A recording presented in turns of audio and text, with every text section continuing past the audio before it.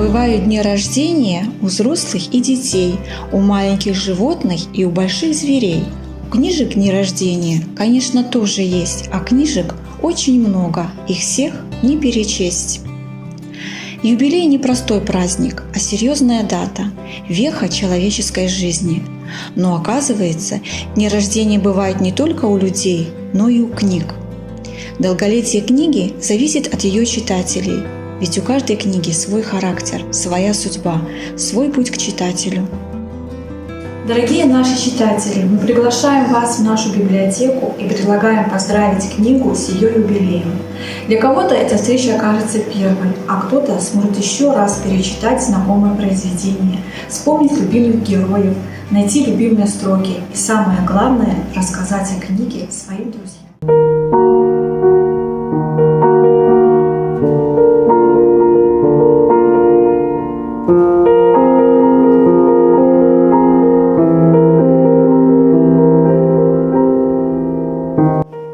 «Мастер и Маргарита». Наверное, нет такого человека, который не слышал это название. Практически все знают, что это бессмертный роман великого русского писателя Михаила Булгакова. Многие читали это произведение, но есть, конечно же, и те, кого я впервые познакомлю с этим романом. А для того, чтобы познакомиться с этой книгой именно сейчас, есть очень хороший повод. Ведь в этом году роман Булгакова «Мастер и Маргарита» празднует свой юбилей – 55 лет. Судьба легендарного романа довольно трагична. Первую версию Булгаков сжег, а потом восстанавливал текст по памяти. Кроме того, Михаил Афанасьевич так и не успел закончить роман. После смерти писателя сведением воедино всех черновиков и редактированием занималась его вдова. Роман пролежал на полке более 25 лет и мог бы остаться неизвестным, но супруга Булгакова смогла дать жизнь рукописям. Роман Булгакова «Мастер и Маргарита» – это кладезь мистических историй. Мистика, загадки, сверхъестественные силы – все такое пугающее, но жутко манящее. И все это можно найти в романе «Мастер и Маргарита». Также роман имеет ряд особенностей.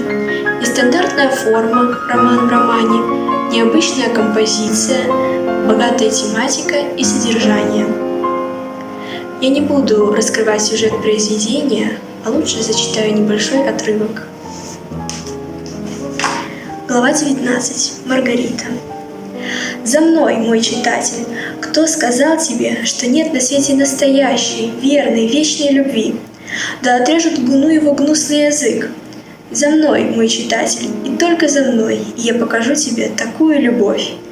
Нет, мастер ошибался, когда с горечью говорил Иванушке в больнице в тот час, когда ночь переваливалась через полночь, что она позабыла его. Этого быть не могло. Она его, конечно, не забыла. Прежде всего, откроем тайну, которую мастер не пожелал открыть Иванушке. Возлюбленную его звали Маргаритой Николаевной. Все, что мастер говорил о ней бедному поэту, было сущей правдой. Он описал свою возлюбленную верно. Она была красива и умна. К этому надо добавить еще одну. С уверенностью можно сказать, что многие женщины все что угодно отдали бы за то, чтобы поменять свою жизнь на жизнь Маргариты Николаевны. Маргарита Николаевна со своим мужем вдвоем занимали весь верх прекрасного особняка в саду в одном из переулков близ Арбата. Очаровательное место. Всякий может в этом убедиться, если пожелает направиться в этот сад. Пусть обратится ко мне, и я покажу ему адрес, укажу дорогу. Особняк цел еще до сих пор. С праздником и с юбилеем!